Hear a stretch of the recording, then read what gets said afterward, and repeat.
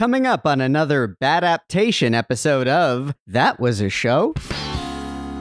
Working Girl was a show. It was a successful 1988 Mike Nichols movie first, and then naturally they rebooted it as a sitcom 2 years later. Both working girls are ambitious, from Staten Island, and bop around Manhattan in white sneakers. One of them has mall bangs, and one does not. One is Melanie Griffith, and one is a pre-speed Sandra Bullock. Bryn, Aaron, and Barry have a lively discussion about the two women named Tess, and, if you can believe it, another woman named Bryn, who is short 1N. Sit back, kick off your high heels, and enjoy. We grew up during peak sitcom, Seinfeld, Friends, The Fresh Prince, but those shows were diamonds in the rough. This podcast is not about those diamonds. It's about the rough. Some sitcoms were briefly popular in their time. Some were canceled almost immediately. You probably won't recognize most of these, and you'll ask, that was a show?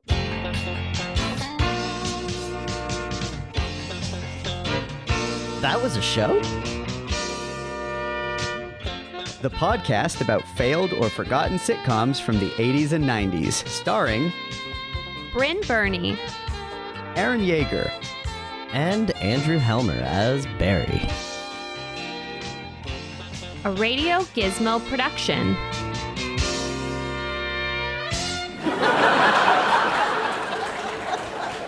I liked last week we had a little bit of we had a good preamble into our episode.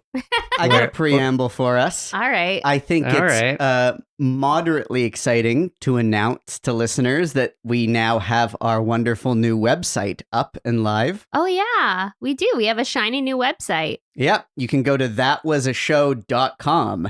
That's a good solid URL there. Yeah. Yeah, it's exactly the one you would expect. Yeah, no surprises there. Yeah. We're also working on a few more fun merch ideas, so stay tuned for that. Yeah, look out for those. We'll announce those soon. Well, what we can say is that they are going to feature some of the best tropes that we have highlighted from various shows.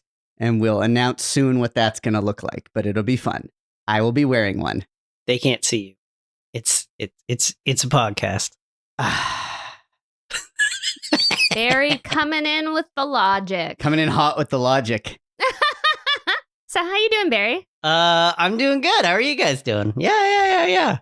Well, another bunch of celeb deaths this week. I know. It's just gonna be the way the show opens. Yeah. Apparently, This I guess better not have to be a new segment. We're gonna start with obituaries like usual.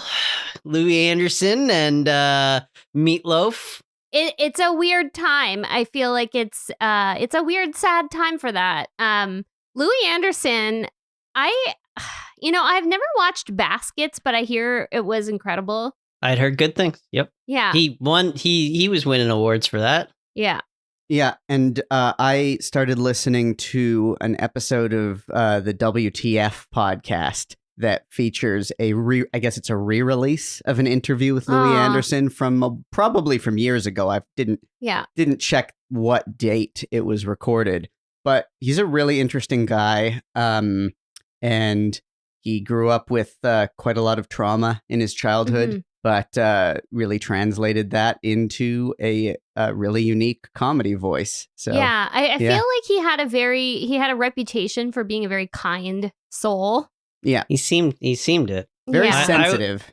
I was my thing with Louis was always his animated show, which came out when we were kids. Yeah, Life with Louis. Yeah, I remember Life with Louis. It was such a kind-hearted little, like, almost kind of like an animated Wonder Years almost. Just about a young Louis Anderson. I was a big fan of that.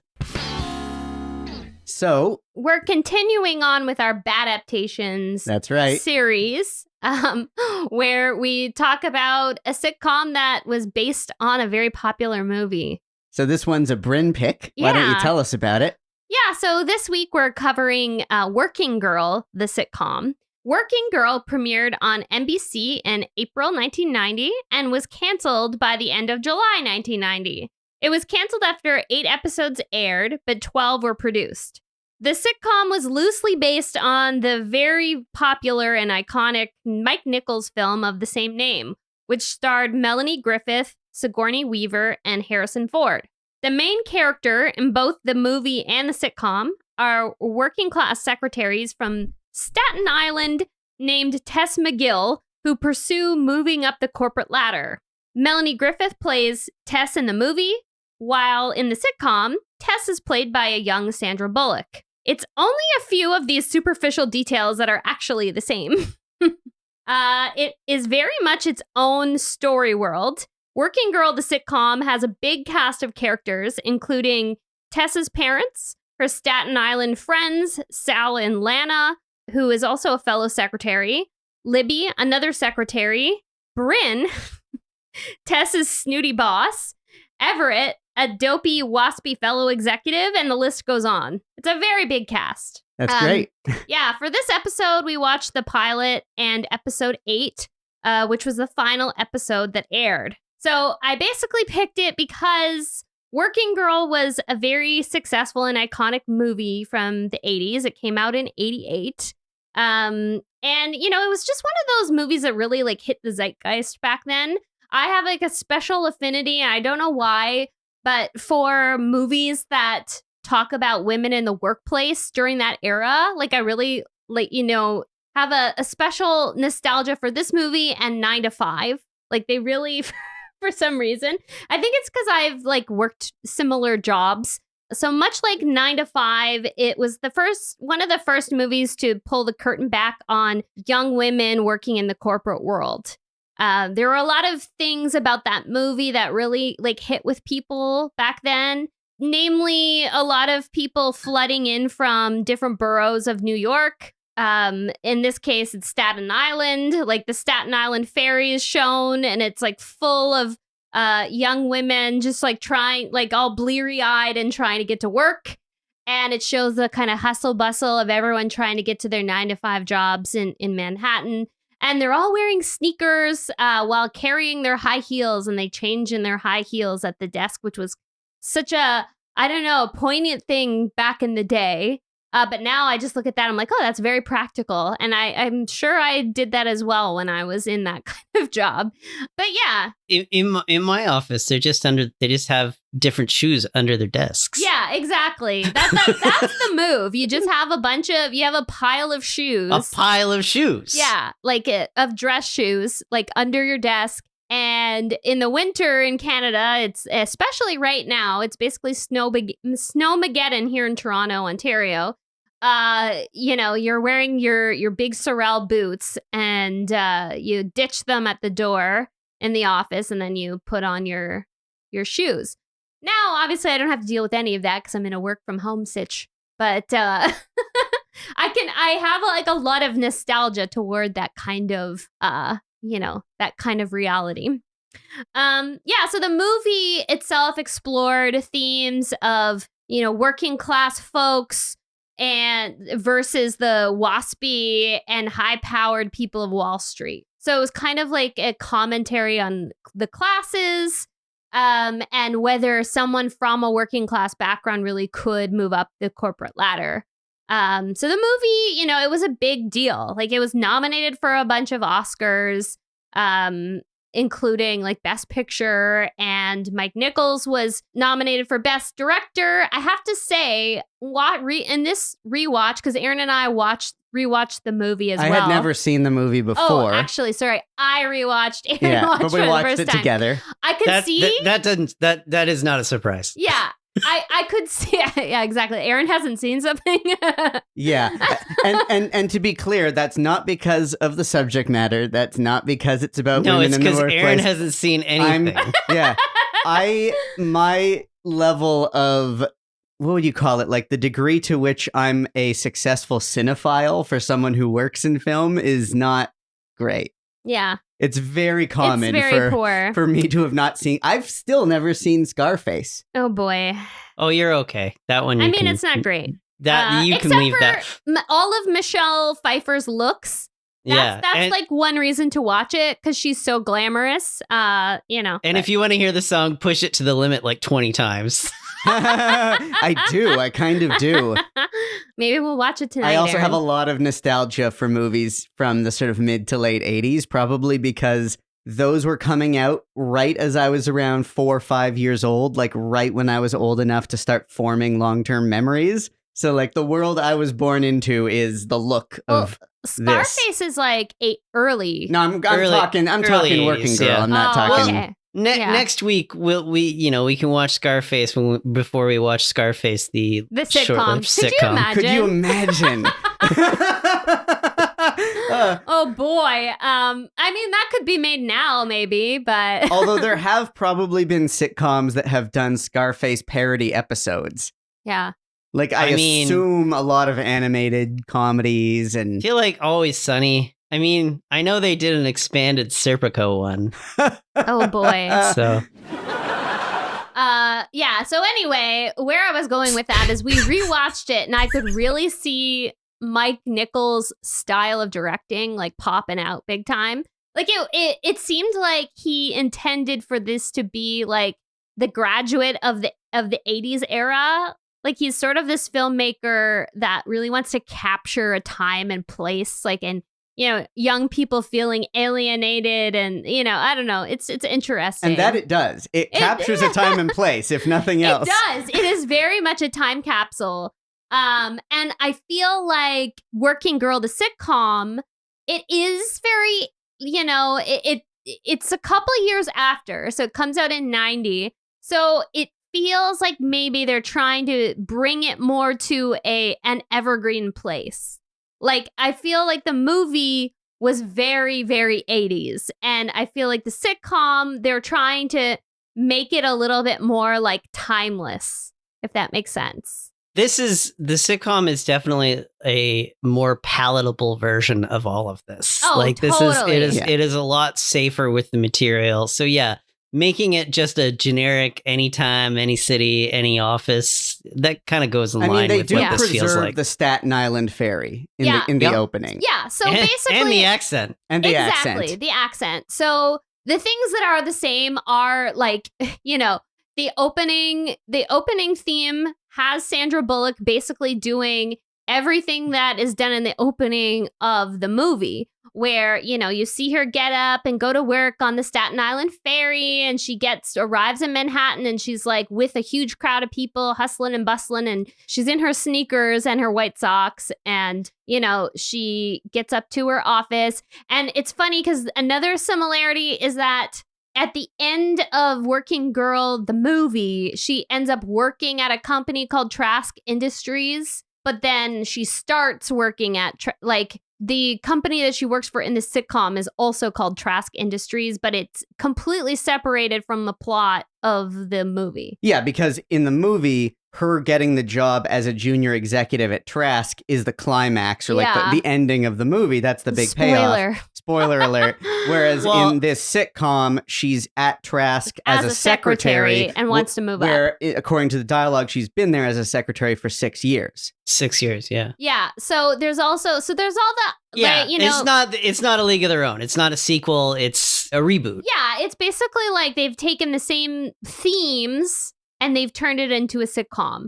She's from Staten Island. She's from a working class family. I do.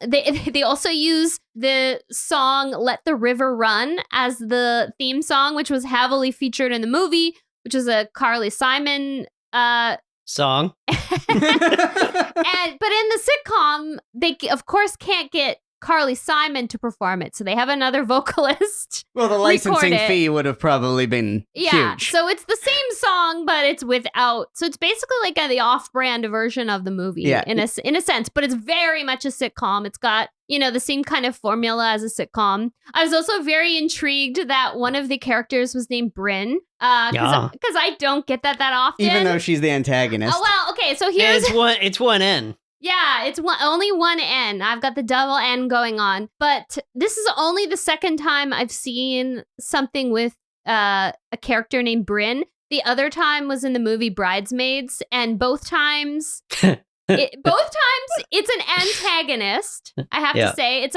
always a blonde woman. and they're always an antagonist in some way, but it's very different. Mm-hmm. So I would love to see more Bryn representation, but maybe the Bryns can actually be the nice characters. I don't know. Agreed. Because I think I'm a nice character. I definitely related more to Tess personally, because Yeah, you're not the No. Bryn in this. So- I that's am for not sure. Bryn Newhouse or whatever Now, the fuck before her we name get is. too much deeper into analyzing what works or what doesn't work about the Yeah. show, did you want to tell us about the plot Yeah, of the episode sure. episodes that we watched? So basically, in the pilot, we follow Tess on a typical day at work. She gets an alert that she's going to be sort of reassigned to support an executive named Bryn on another floor. And her whole task is that she's going to like help Bryn with this process of getting new recruits for a marketing executive position. So she's supposed to help her in a very admin role in this. And then she realizes that, oh, maybe I should apply myself. Because she is like very, she's very ambitious. She does want to move up within the company, and she feels like she knows enough about marketing. So she plays with the idea, and she's told by Bryn that she needs to provide all the potential applicants with this information to write a marketing report on one sector of the business. So she's got all the tools that she needs to basically apply herself. She runs the idea by Lana, who's her friend from Staten Island and also a secretary at the company. And Lana kind of shoots her down, kind of says, oh, you don't have a chance in hell. She tells her parents, who I thought were very, very endearing characters. Her parent, Great characters. They were awesome. I'm so glad that you both liked them because I really liked the parent characters. Yeah. So her parents, Joe and Fran, operate a store. It's a little deli grocery type place. In Staten Island, and they seem like, they're pretty successful, but they're very much in that kind of working class blue collar world. And she tells her parents her plan to apply. And at first they're kind of like, they're supportive. And there's a really sweet little beat with her dad where he talks about how he believes in her. He just doesn't believe in the system. I loved that line. Yeah. Like he's basically like, I believe in you. I just don't know if they'll give you a shot. Because he's poo-pooing her going for this job, and she thinks it's because he doesn't believe in her. And he's trying to explain that, like, I just don't want to see you get hurt because people who come from where we come from don't get these jobs. And it's not because I don't. Yeah. And it's he shoots her down pretty hard. Pretty hard. For a sitcom, I was like, oh man, we're just gutting into this poor girl. I know. So everyone is very skeptical of her plan. And then in that exchange with her and her dad's talking about this local guy named Fred McDonald, who runs a very fancy boutique butchery, and he's able to sell the same cuts of meat that they are, but he calls it pate. And so he's like this big shot, and he basically tells her, well, not everyone's going to be a Fred McDonald. And so Tess decides, after some deliberation, that she's going to just go ahead and do it. And, but we don't fully know that right away. We don't know that until, later in the episode.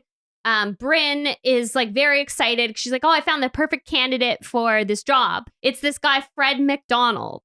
And then we realize that Tess basically applied for the job under the name of this guy, Fred McDonald, from her dad's anecdote, with a brilliant marketing report.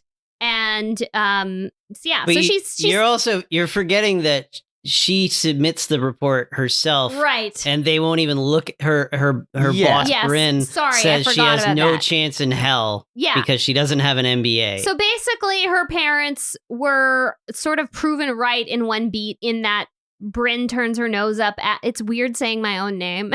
Yeah. Can I cut in here for a moment to just point out one little detail that I liked, where at that time where that comes up, where it's like we had lots of candidates with MBAs from Ivy League schools, you have no chance in hell. There was a little scene we see where Bryn had just come from a meeting interviewing one of those candidates. and it's another woman who looks like her doppelganger. Oh, yeah. And they shake hands, and she makes a joke about how this candidate for the job was in the same sorority at Yale that she was. And I thought that this sitcom actually did a better job of defining the class system conflict that's going on in this story world than the movie did. Yeah, I think it does too. I agree. And it makes, we'll get into it more, but I think the sitcom does like a lot of things a bit better. Like it makes a lot of these characters way more three-dimensional, in my opinion. Yeah.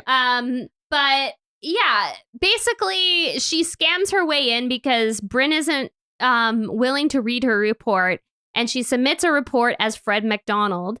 And then once it comes out that it really was her that submitted it, Bryn is pissed, and it's a whole thing.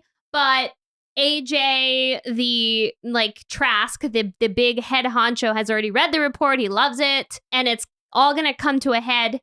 He comes into the office. Tess is doesn't say anything and doesn't sell out Bryn. So then she is kind of like, oh, okay, I see that you're loyal. I'm going to give you this promotion anyway. So anyway, it ends on a positive note. Tess gets the job and everyone's excited. And so basically it kind of kicks off what is supposed to happen for the rest of the season, where she's adjusting to this new role. And, she's now this executive, this junior executive, moving up the ranks. I can tell you enjoyed this show and you're excited about it because this is the most detailed you've ever been in a description of a show. Well, yeah, and I also just watched it and I've had a lot of caffeine. So, Yeah.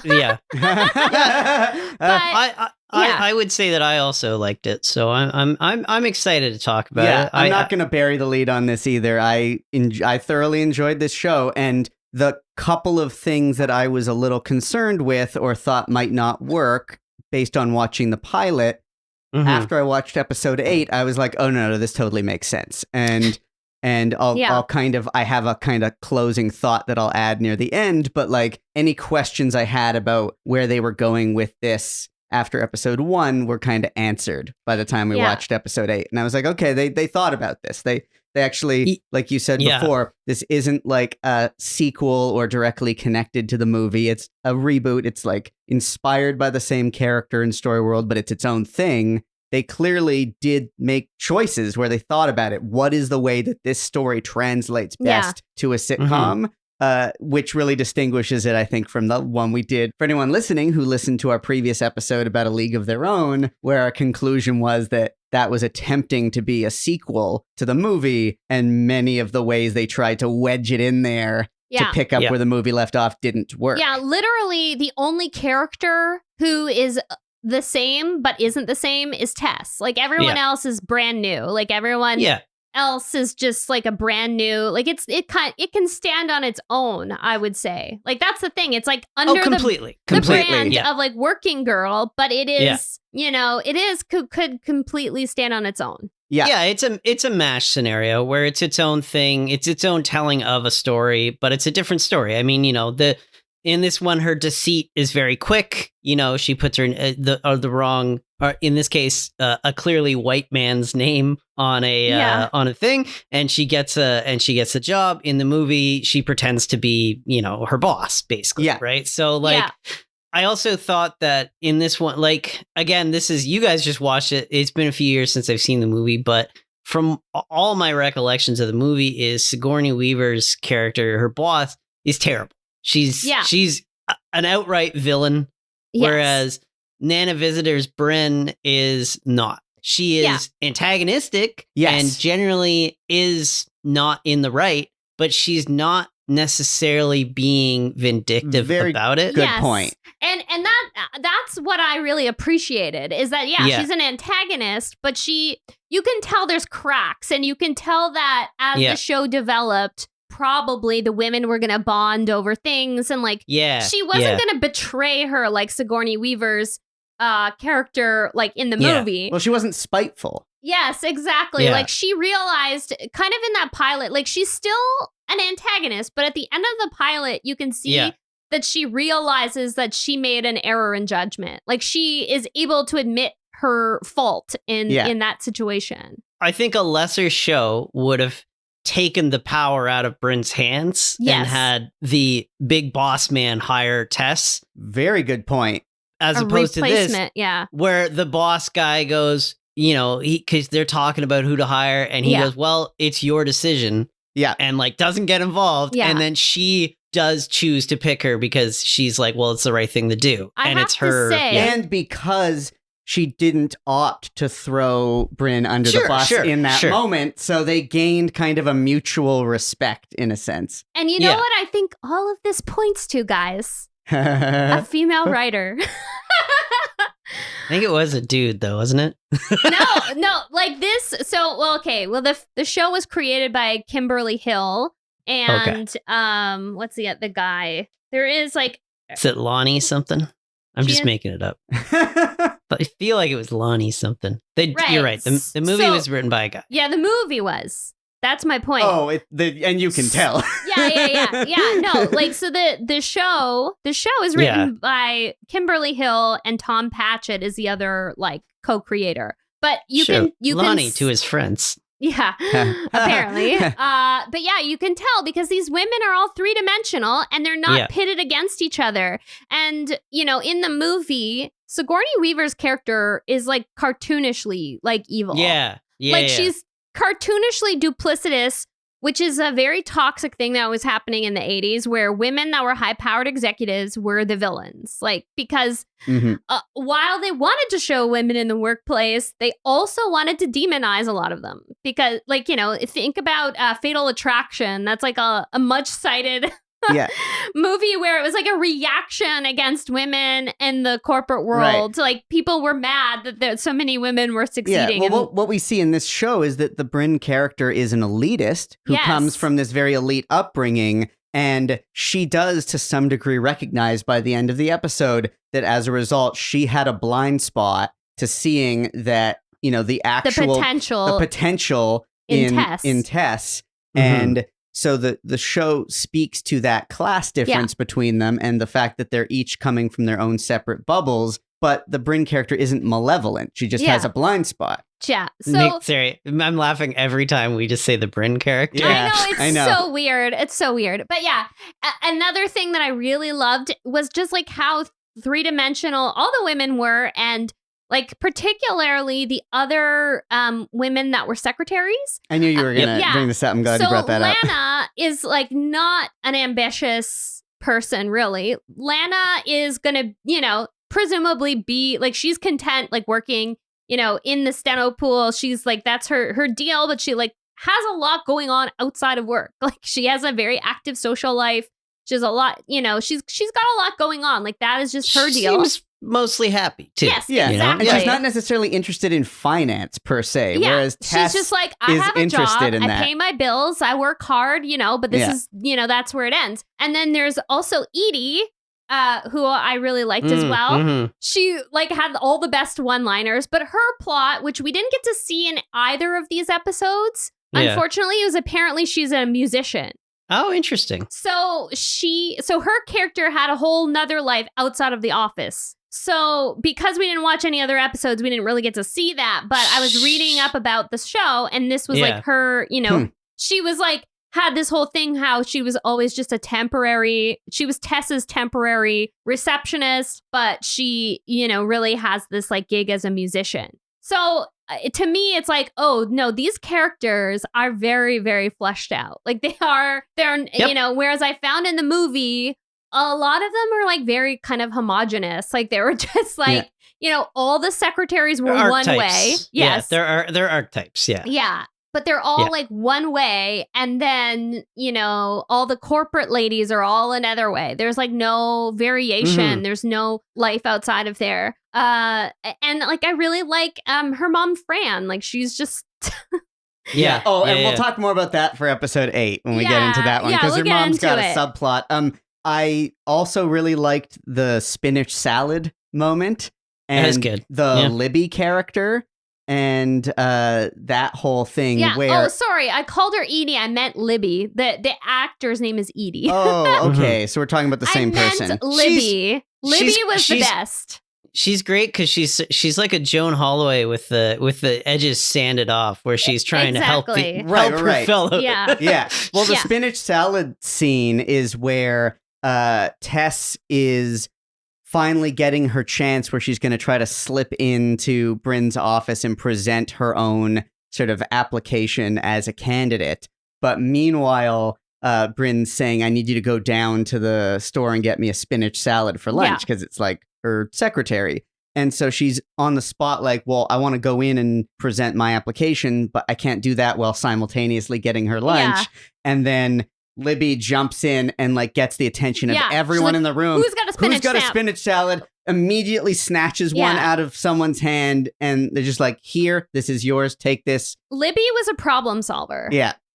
And I And like supportive. Yes. I like that the other secretaries, they're all propping each other up like that too. Yeah. Because it's not just Libby, because the girl's like, I do, here you go, it's yours. And then when she gets the job, they all get excited for her. Yeah. And like it's a very positive show. Yeah. So, you know, it is actually. It's not very cynical. It's not. It's a positive show. The one thing I found kind of off and confusing was like the fact that right immediately following that, she goes into Bryn's office and like it jumps to the next scene where she is talking to her parents. Yeah. Days later. Yeah, days later, where she explains what happens in the office. They don't show what happens in the office, which, you know, in terms of storytelling is really weird. Like, why not show that go down where Bryn turns her down and tells her that she doesn't have a chance? But I wonder, and maybe this is just me, like, being too, like, philosophical, but maybe they didn't want to show that because it was too mean-spirited pitting two women against each other. I could see it. Or like I could see a version of it where where it's there, but this is a little harsh. Yeah, maybe they didn't want to show it and they just wanted to have it as an anecdote later on. I don't know. It was kind of an odd choice just in terms of general storytelling. It's like, why would you just explain what, like, such a big moment? I could see a situation where maybe that scene was written, maybe it was even shot and it was cut out, because also I kind of feel like the interaction afterwards, where it gradually comes out that she was not given the chance to even present the report. It trickles out. It has to be pressed from her. And that scene is maybe better as a result of having not gotten, as an audience, to know that that happened. It keeps the conflict where the conflict of the episode is, which is in the between her and her father. Yeah. But I really do feel like that. I think the scene was written, maybe shot, because that scene feels like a retool scene where you're like, okay, well, we cut that scene. We got to get the information from that scene into the next scene so we can keep moving. But it's probably better for it because I don't know, like from how harsh it sounds, like not that Bryn ever becomes, say, a likable character, but it would probably be hard to stick with her. The Bryn in the show. The Bryn in the, Not this Bryn. I think I'm likable. It would be hard to stick with her if, like, she's just outright terrible right off the bat. Yeah. Also, so one character we haven't mentioned at all, because he's kind of like inconsequential, is, I guess, this version of the workplace weirdo. He's great. Yeah, it's Everett Routledge, which is, I'm sorry, the waspiest name you could ever come up with for a character. So George Newbern plays this guy. And George Newbern is interesting. Like, aesthetically, in my opinion, he's like the off-brand Paul Rudd.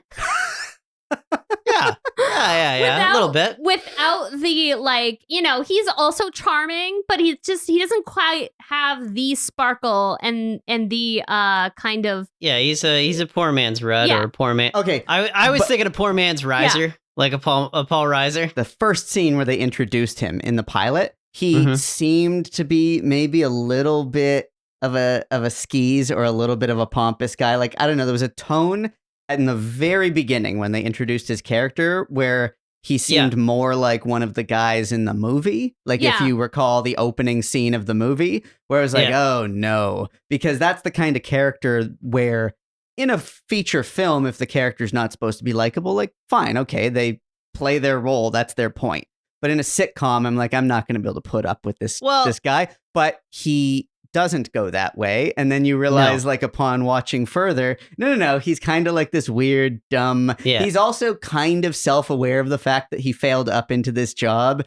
And there's a line where he has a lot of interesting interactions with Tess, and one of them, he seems to also be quite supportive of her career trajectory. And there's a line, I don't remember what the line is, but the tone is basically, I'm glad I don't have to prove myself the way you do. I remember it's she gets him to read the report that she wrote. And everybody agrees that it's like, really great. And he goes, man, what a great report. I could never write a report like that. Thank God I don't have to. I never have to.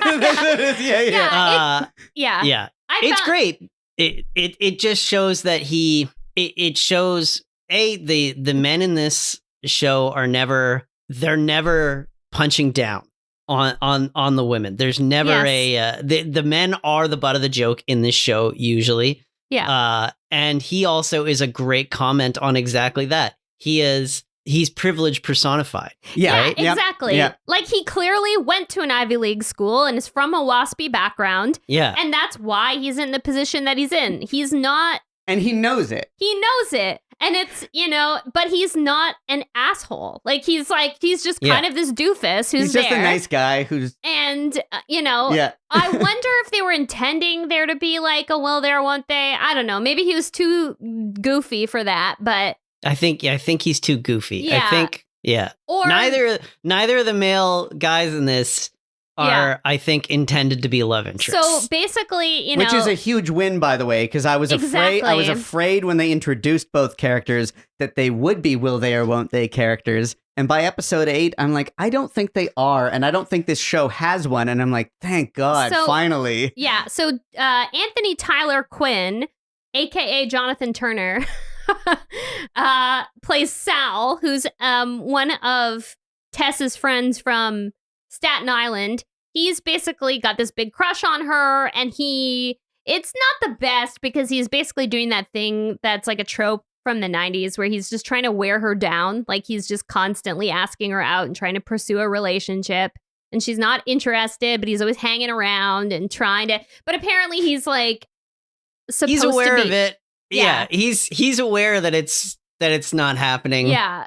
So it's kind of this thing where there's these two guys that are around, young guys, but there seems to be, at least in the 2 episodes that we watched, no real connection. Like, she's very laser focused on her career and her family, and even like, her friendships, because there's like, we'll get into it with episode 8, but like, she's like very... she's a very evolved young woman. Like, she's not even thinking about her, like romantic relationships. And that character, by the way, is one of the most perfect hunky deadbeats that we've come across so far. He is like the trope. We don't see him in a white tank top, but, I'm sure it was in there somewhere. I'm sure under his leather jacket, that's what he's wearing. Exactly. Give it time.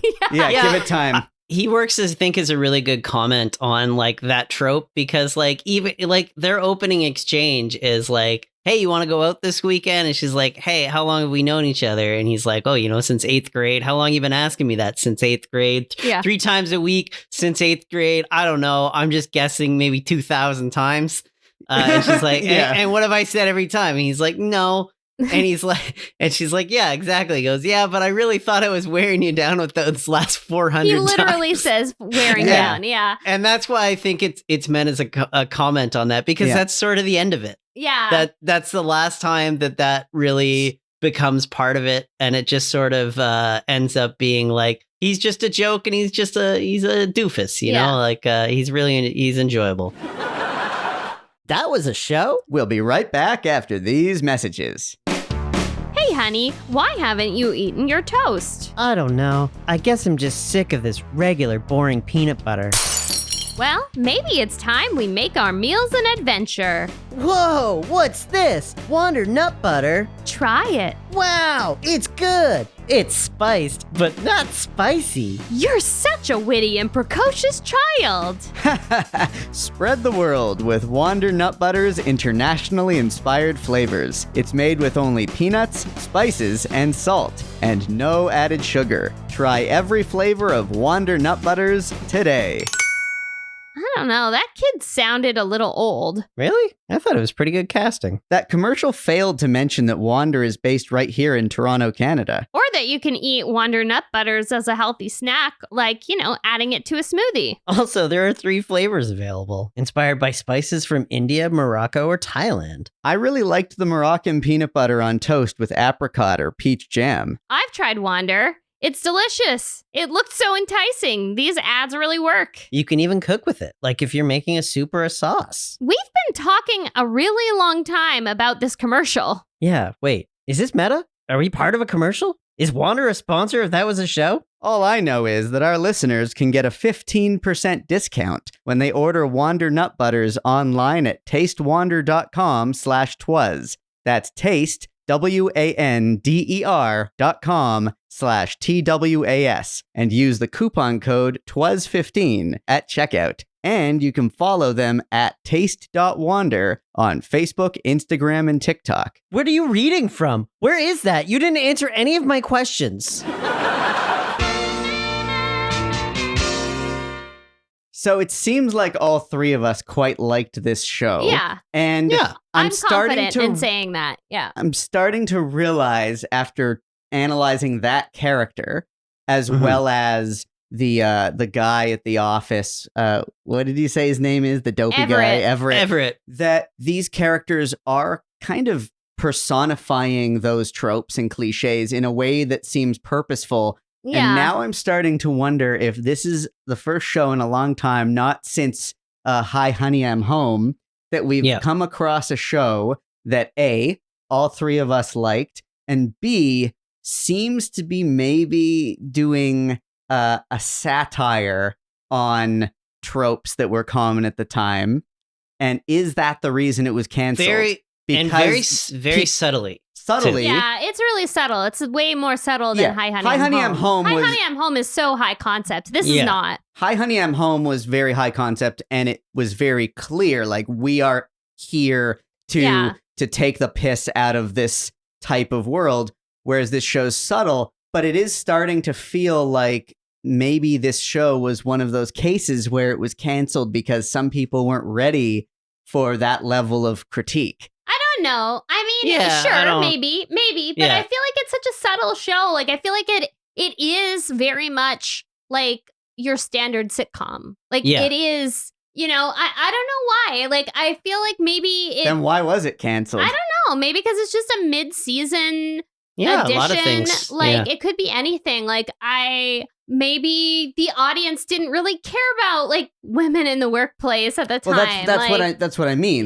Like, is it one of those situations where some network executives or audience testing felt like at least in the sitcom realm, that those themes that this show was trying to tackle, they weren't ready for in a sitcom world. Yeah, like they weren't ready for very female-driven things, I guess. Like, and there is no obvious romantic tension. Exactly. There is no, there's nothing. It's not a rom-com. It really improves upon the whole thing that happened in the movie. Like, the movie is a disaster in terms of the romantic entanglements. Like, Sal basically is the answer to the Alec Baldwin character from the movie, who's her deadbeat cheating boyfriend.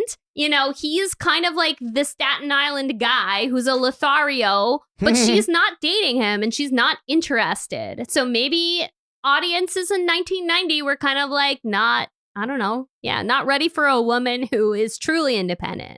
Yeah. Yeah, I think there's a lot of things that could be said about why it was canceled. I mean, one of the obvious ones is probably exactly, it's female driven in a way that was not seen on television then, and frankly, not a lot even now. Yeah.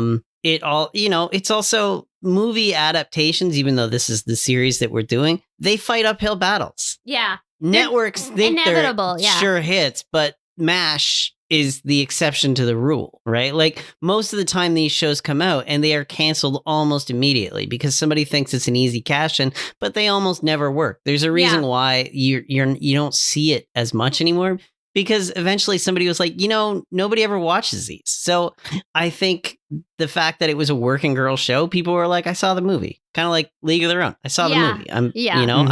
already did this. Even though, it's under that brand. It's under the working girl brand. It is its own better. thing. And people didn't give it a real chance to develop, I guess. So all of this to say is the one thing I think we've avoided talking about, which is baffling to me at 48 minutes in, is fucking Sandra Bullock is so good in this. Oh, yeah. I mean, like, not that she isn't always, usually, but this really shows, and it's been a while, like early 90s, mid 90s to early thousands, Sandra Bullock. Comedy, did a lot of comedy, was very good at it. And she has such quick delivery. She's such a likable energy to her that, like, it's been so long because, like, she's been doing dour dramas for, like, the last, like, 15, 20 years that you forget, like, oh my God. What her strength was. Oh, and the moments where she gets excited about something feel so genuine, and her, like, exuberance.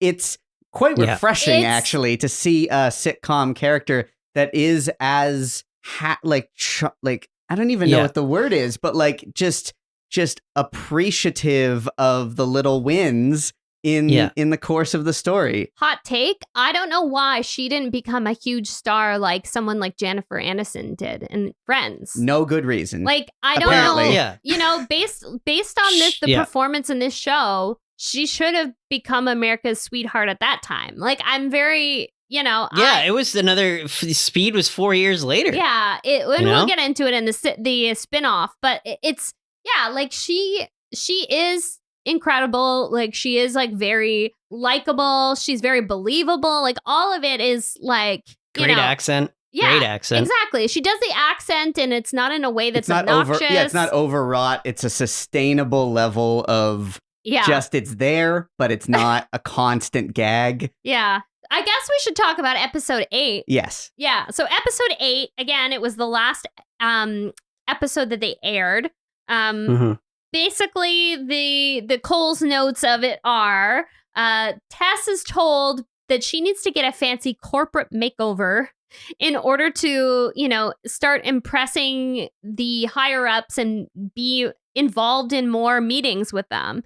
Bryn basically tells her that, you can't come to this meeting and present your own work until you have a new wardrobe and you get, a new hairstyle. You deal with your accent and you deal with she basically says your whole personality, your whole everything. Yeah, she's like, you're bridging tunnel trash, and that's, we gotta give you a makeover. So basically, Bryn sets up this whole thing where she's gonna go to, which department store was it? Was it Saks? I think it's Saks, okay. It's so Saks, she's gonna get styled and get a whole new wardrobe, and then she's supposed to go to this specific salon and get her hair done. So it's this whole thing. Get this $120 haircut. Yeah, which is just a French braid.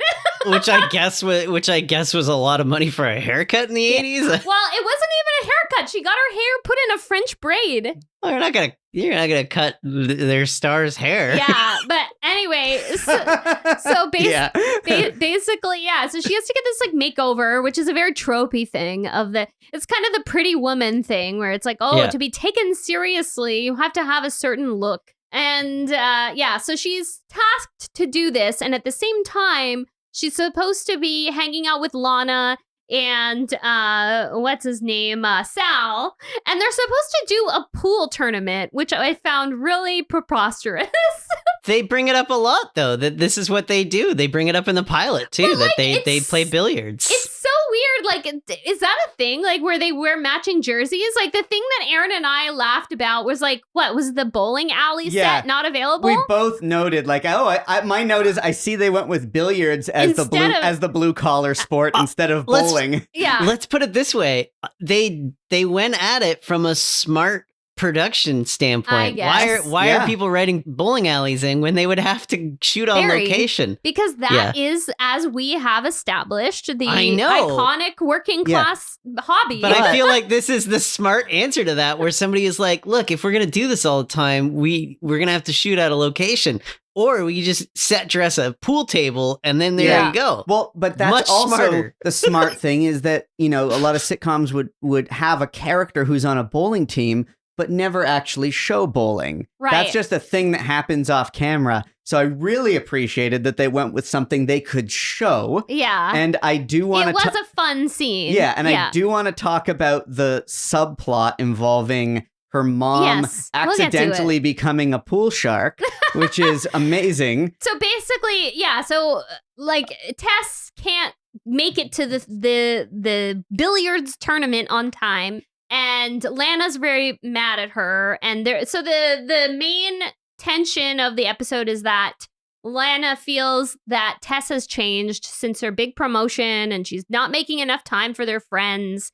And she's spending all her time getting made over and hanging out with Bryn and working. So she's not giving her real friends any attention. And then so because she's late for the billiards tournament, they need someone to sub in for her.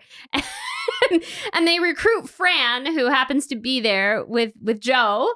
And then Fran like kind of stumbles into becoming this like pool shark, this hustler. Well, if we're gonna do it, the full trajectory is Fran's like, I don't want to do it. I don't know how to play billiards. And I'm not going to be any good. You're all going to be mad at me. And the dad is like, no. Let me just give you a couple quick pointers. You do this, hold it like this. He shows her how to hold the pool cue. And he's like, you'll be fine.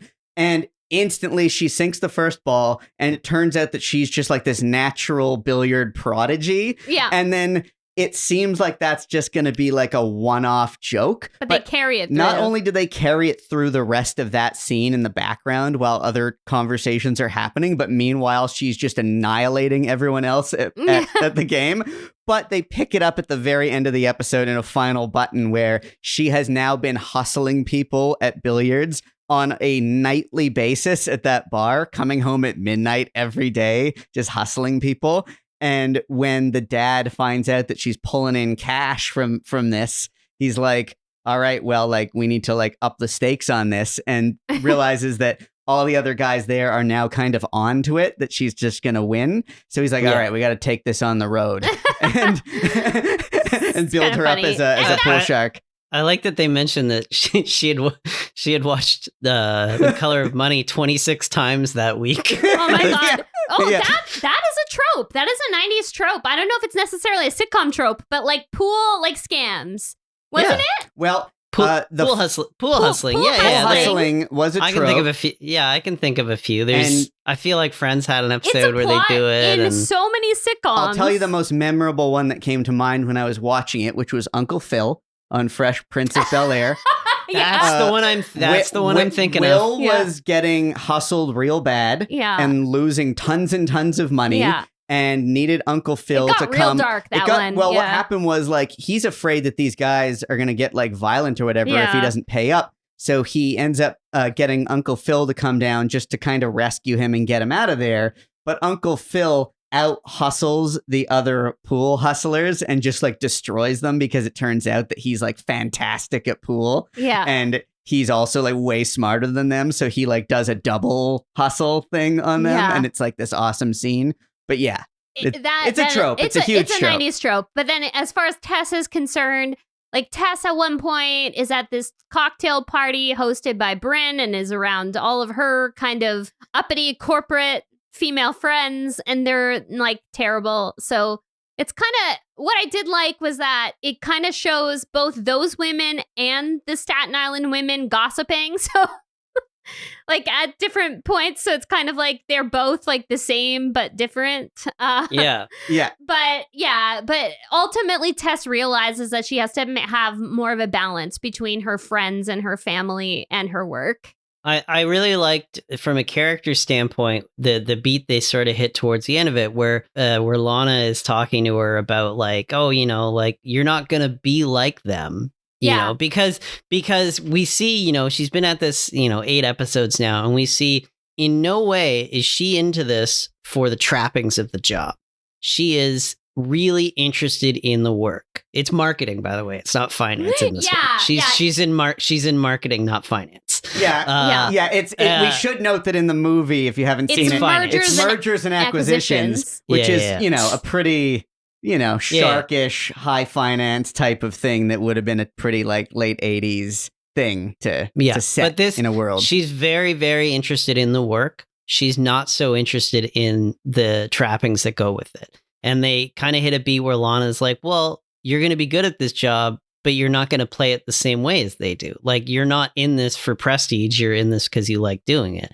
And I was just like, what a cool little character beat at the end of this sitcom. Like, that wasn't really, like they show what interests her in all this. And, I like that. I like that a lot. Just showing that, like, when she is with these women, like, some of them are pretty damn terrible, and some of them don't even seem to pay attention to what they're doing. Yeah. But there are ones who are going to be, just like in any corporate world, there are idiots and there are people who are good at their job. Yeah. And like, she's going to be one of the good ones. Yeah. And I liked the way that culminated at the end of what was the real conflict in that episode between her and her friends and her community. This idea that the show has as its main core theme of this sort of class conflict and the two very different worlds that are colliding. And it was a nice way to culminate it, this idea of like her kind of panicking and thinking, maybe I shouldn't do this job because I don't want to be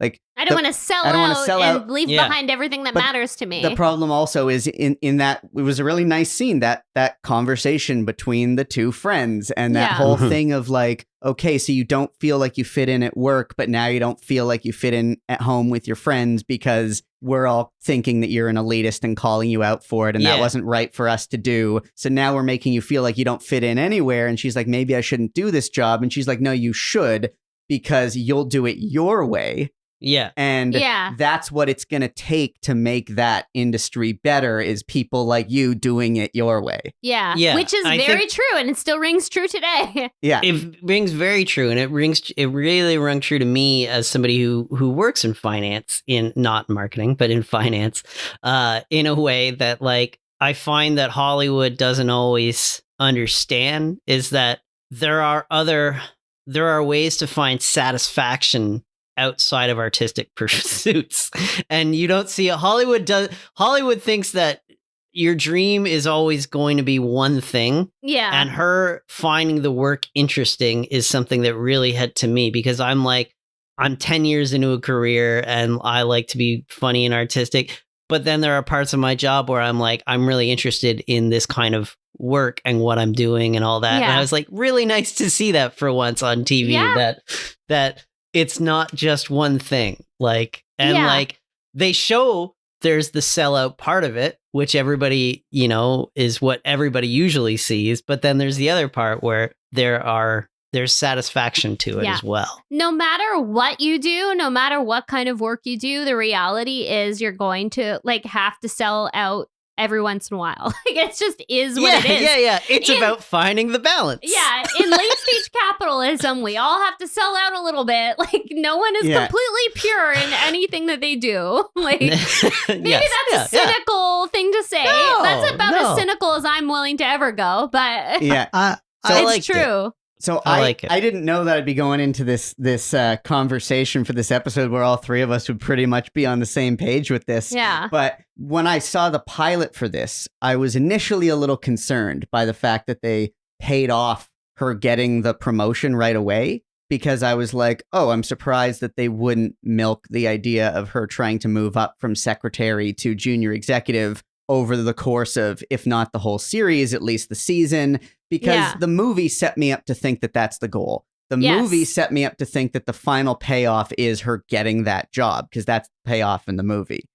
And this show, really wisely, in my opinion, and it seems like you both feel the same way, actually decided to do the opposite. Get that out of the way right away. And it's not about, is she going to get this job as a junior executive? It's going to be about, what does that mean for her in her life and where she lives and the people that she cares about, and that sort of conflict between those two worlds butting up against each other. The working class Staten Island world, the elite Manhattan fancy people jobs world, and how she's going to navigate that. Yeah, which is much more interesting. Much more interesting. And it's very satisfying in that pilot, seeing her get the promotion. It is very satisfying, and it's very cute when seeing her reaction, and the reaction of Lana and Libby and the other secretaries just being like, you got it, girl. It's just... Well, Yeah. Well, because after the pilot, I was thinking, okay, so now that they've Where's paid this this off, gonna where's go? this going to Yeah. go? But then Yeah. episode 8 answers that question very deftly because it does a great job of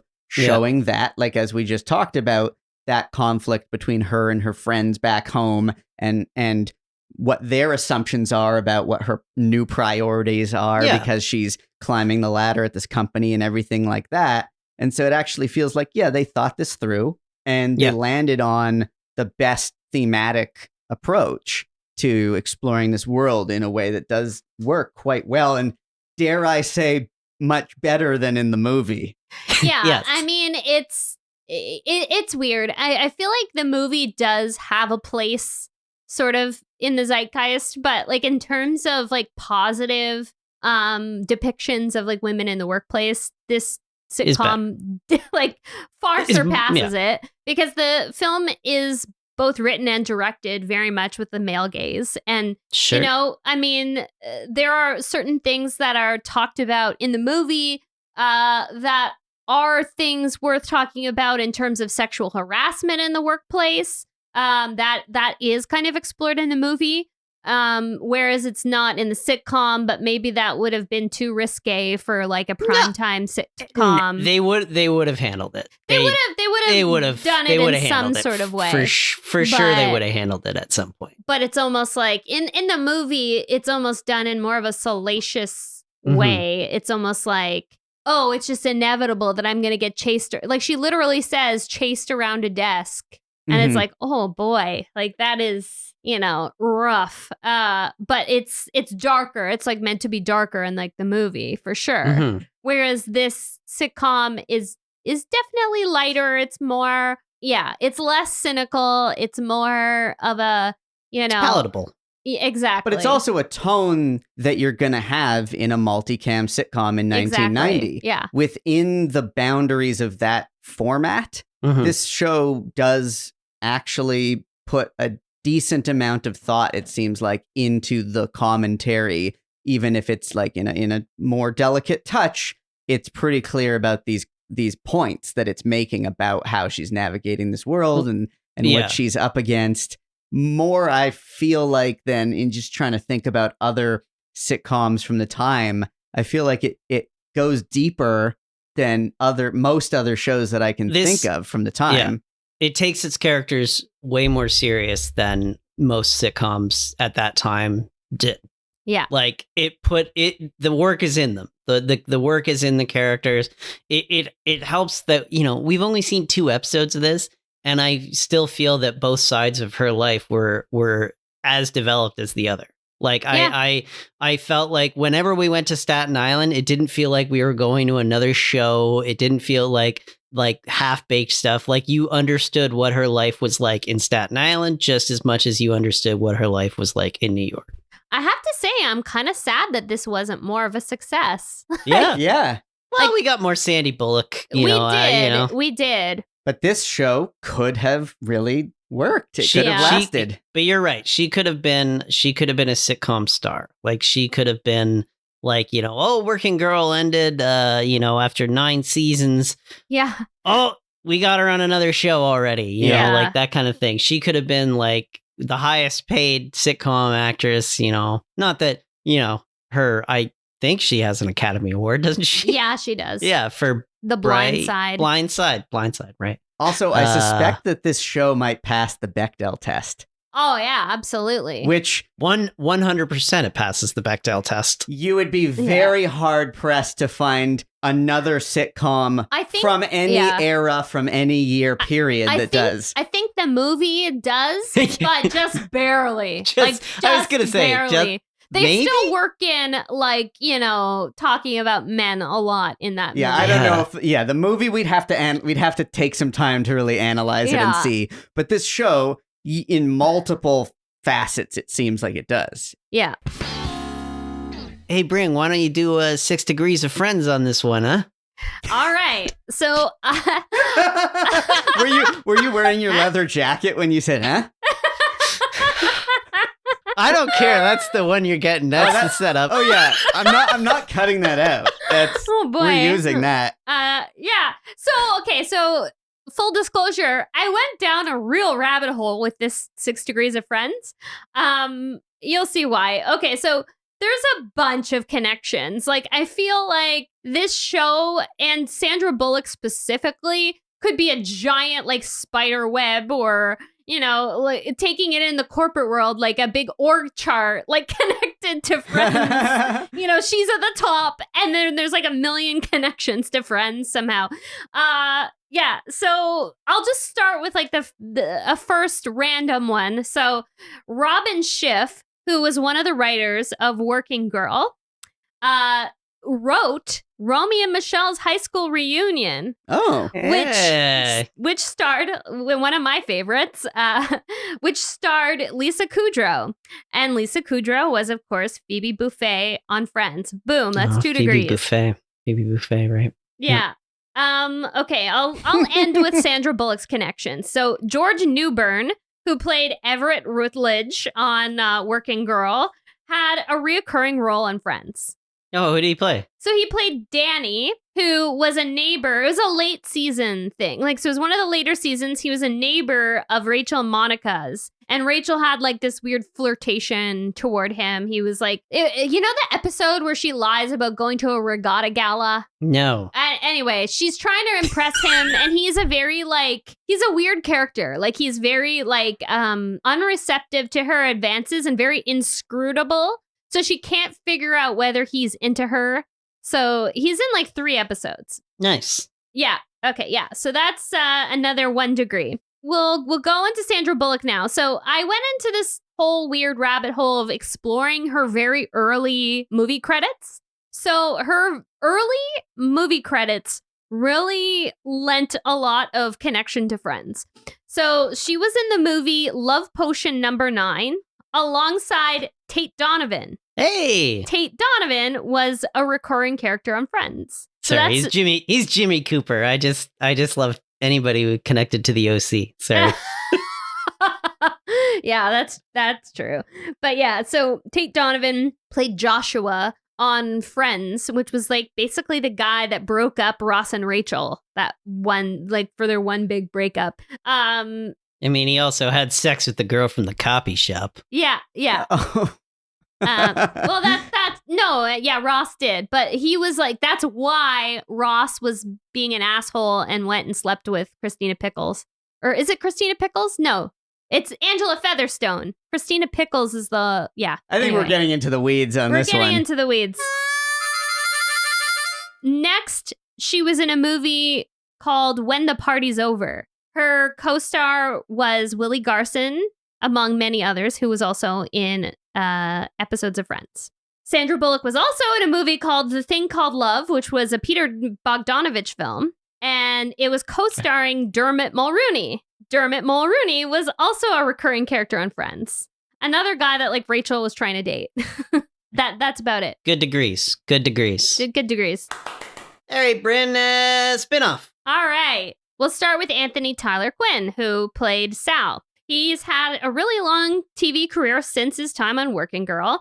We best know him, as earlier mentioned, as cool teacher turned foster father, Jonathan Turner on Boy Meets World, and now Girl Meets World. He also had tons of recurring roles on other 90s shows, including Melrose Place, Caroline in the City, Days of Our Lives, the list goes on. He was like a big deal. We'll also move on to David Schramm, who played Tess's dad, Joe, who was like endlessly charming.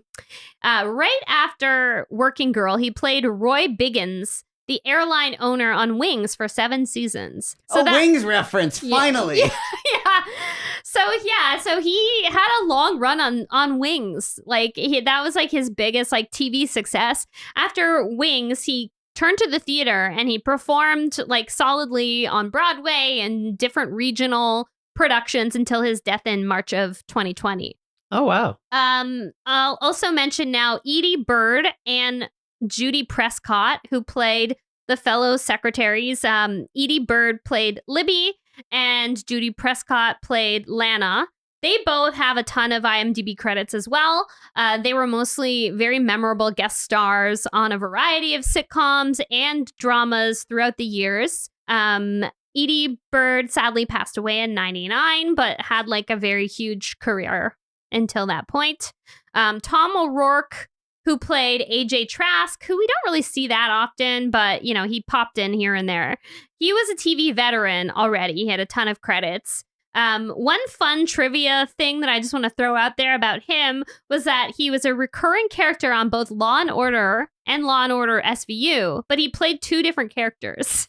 That's really common on the Law and Orders. Yeah, but it's funny because when I was like just quickly doing like a quick scan of his IMDb, I saw one was a lawyer and one was a judge. I'm like, oh, that's neat. Maybe in the other series, his lawyer character moved up to be a judge, but it was like, no, it was 2 different names. It's pretty common on those shows for somebody to just be like a perp and then get hired as like a main cast member like a few years later. Yeah, and sometimes that's within the same story world, which is annoying. But yeah, and he sadly passed away in 2009. And then so we have Nana Visitor, who played the other antagonistic Bryn. She had a very long career, tons of roles in television, including her biggest role as Kira something or other. Barry, maybe you can help me out on Deep Space Nine. That was like something that completely missed me. She is Major Kira on Deep Space Nine. Yeah, and the best Star Trek show. Okay. Fight me, anybody. Okay, I'll fight you on that. Yeah. But another time. She also did several voices on Family Guy, which is kind of funny. A lot of these cast members did a lot of voice work. It's a very interesting kind of tidbit. That's a perfect segue to our next cast member, BJ Ward, who played Tess's mom, Fran. She had a very crazy long career as a voice actor. She has 223 IMDb credits, and I would say 90% of them are... How many? 223. That might be a new record. Yeah, but there 90% are voice acting roles. Wow. And fun fact, she's Helen Hunt's mom. Oh. Yeah. And then we have George Newbern, who played Everett, who I called the off-brand Paul Rudd, and I stand by that. I have to say, you know, I don't know why I called him this kind of basic cardboard version, because he was quite funny in this show. So, you know, he is still the off-brand Paul Rudd, but like he does have a little more sparkle than I gave him credit for initially.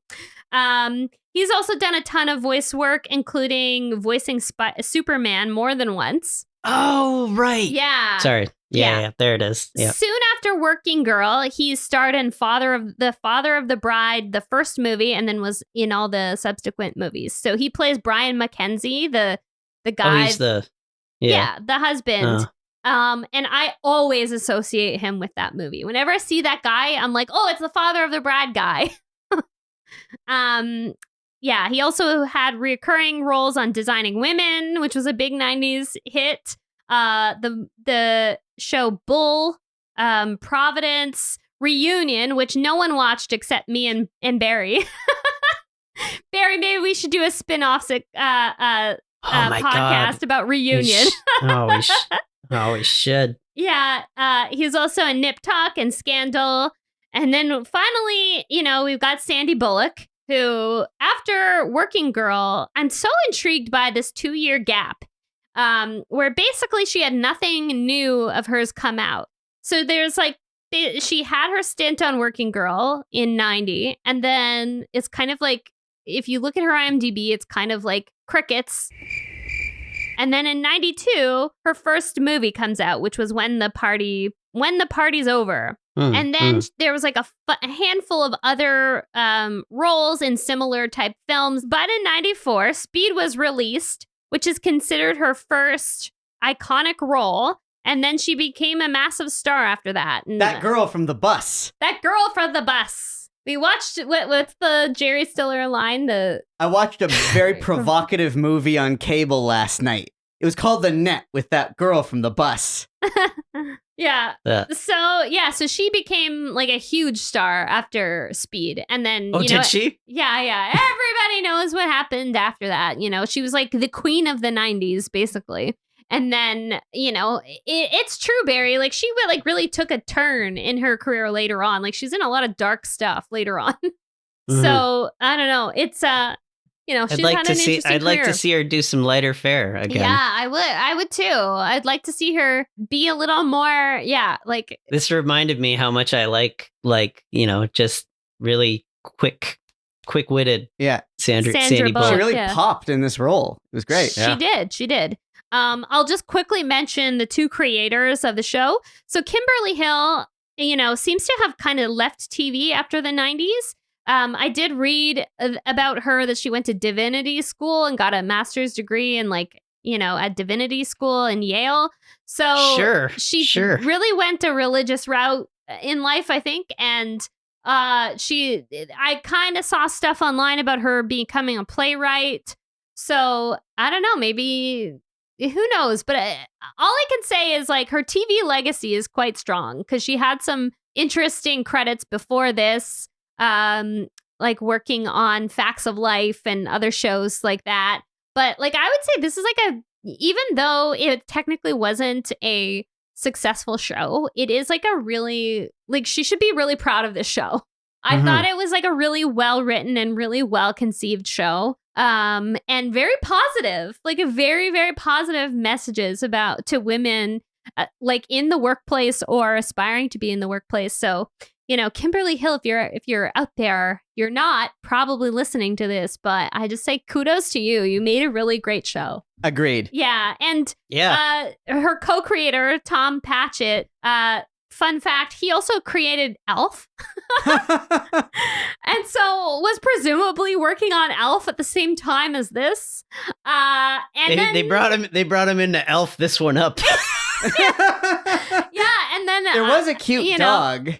In the pilot. I was gonna mention Patches in the leftovers, but anyway, so Tom Patchett, who created Elf, just seemingly kind of just focused on the Elf story world after the show didn't really go anywhere. Because I can't see that many credits after that. But it was he knew where his bread was buttered. Elf, yeah, that was his crowning achievement. There's a lot of people's crowning achievements. Yeah, Well, that was fun. That was awesome.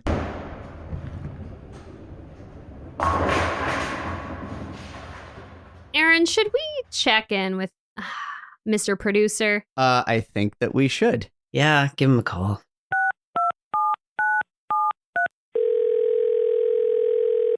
Hey, kid, how's it going? Well, hello, Mr. Producer. You're pretty prompt today. Well, kid, I'll be honest. I feel like my last few calls, I've been flying by the seat of my pants a bit. I wanted to give you a bit more of a fair shake. Oh, no, you've been great. No. I can be a little bit aloof, I know. My idiosyncrasies are not unknown to me. So from here on out, nothing but serious takes from your old pal, Mr. Producer. Oh, well, I appreciate that. No more meandering tangents. Gotcha. If I start straying off the beaten path, you just tell me. Okay, so today we're talking about Working Girl. Oh, sure, the sitcom based on the movie. I know that one. Did you have any connection to the show? I was involved very early on in the production, as is the case with a lot of these shows. I had some feedback on some early drafts. Did anything change? Honestly, not all that much. Surface stuff, really. We were all just such big fans of the picture, we really just wanted to do right by it. So naturally, we started by seeing if we could attract some of the stars to come back. Oh, so you guys tried for Melanie Griffith? No. Sigourney Weaver? No. We went for the big cheese himself, Mr. Harrison Ford. Oh, that's interesting. What, for like a cameo? No. We wanted him to lead the show. I mean, who's better than Harry Ford? That kid could sell dish rags to a towel store. He's 79. That can't possibly be a saying. So we went to him with a draft, very similar to what aired. Very, very similar. Except instead of Sandy Bullock as the working girl facing the adversities of climbing the male-dominated corporate world, we had A handsome white man in a suit? That's correct. And what did Harrison Ford say to this idea? He takes me by the shoulder. We're at the Vista Arms Hotel, in Sacramento. You ever been to the Vista Arms Hotel in Sacramento, Aaron? I have not, no. Oh, you've got to go. It is glorious. Easily 3.5 stars. In fact, if anyone at the Vista Arms is listening to this show, I left my glasses in room 281, February 17th, 1990. You call my office, I'll send someone right over. I don't know if we have a lot of listeners in the Sacramento hospitality industry. Well, you never know. So, So, what did he say? what do you say? Harrison Ford. Oh, sure. Takes me by the shoulder. He says, Tony. We were tight, so he called me Tony. You can call me Tony, too, if you want. You know, it is my middle name. Maybe another time. Tony, he says, no fucking way. And Well, I got my integrity. No Harry Ford, no Tony P. I walked. But that was a fine show. How many episodes did they do again? 8. They could have easily done 10. All right.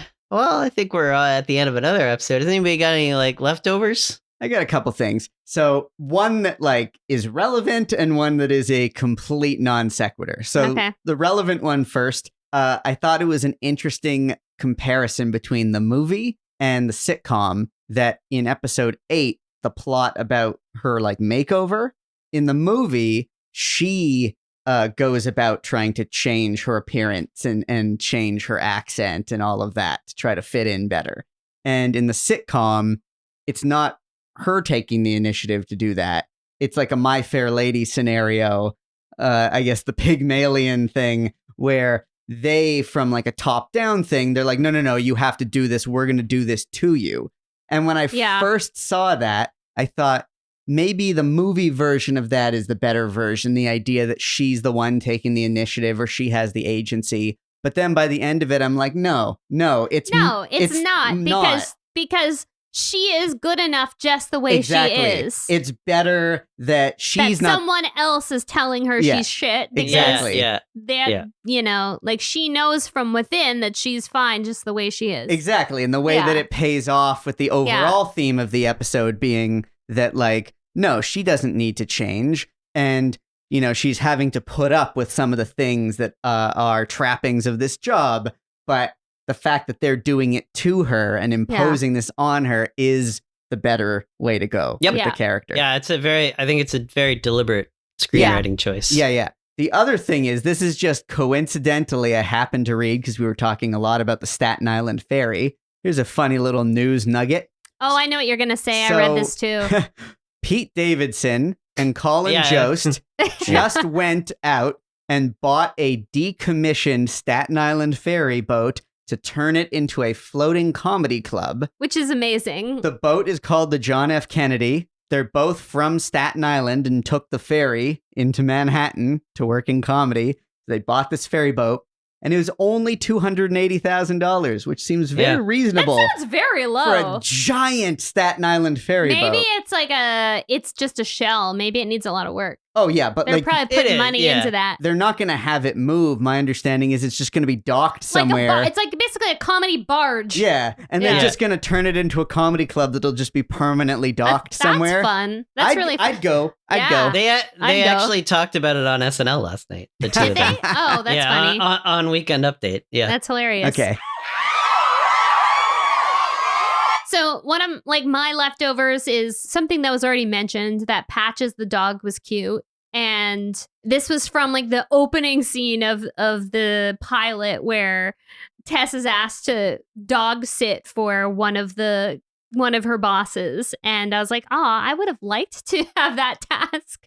That would have been my favorite task. He was one of those. He didn't bring her a leash. I know. Yeah. I was like, what do you expect her to do? Or food or anything, really. It's just here's a dog. Deal with this. Yeah, a very cute dog. Also, one major thing to mention is that the role of Tess actually wasn't even supposed to be Sandra Bullock. It was meant to be, it was written for Nancy McKeon from Facts of Life. She played Jo in Facts of Life, whom obviously Kimberly Hill would have worked with on Facts of Life. So it was supposed to be, it was imagined for her, and then Sandra Bullock replaced her. Oh, interesting. Yeah. Any leftovers for you, Barry? No, I got nothing. All right. All right. Well, this was a fun show to talk about. It was. Had a lot of laughs. So I guess, so tune in next time for another one of these adaptations from a successful movie into a sitcom. I kind of feel bad about calling it BADaptation now because this one was good. Yeah. That's true. Yeah. But I'm keeping the name because it's fun. All right. It failed. True. Cut to credits.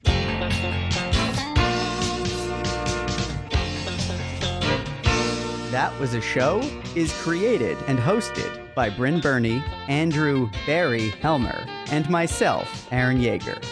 It's a production of Radio Gizmo in Toronto, Canada.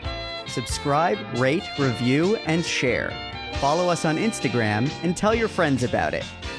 That Was a Show? Radio Gizmo.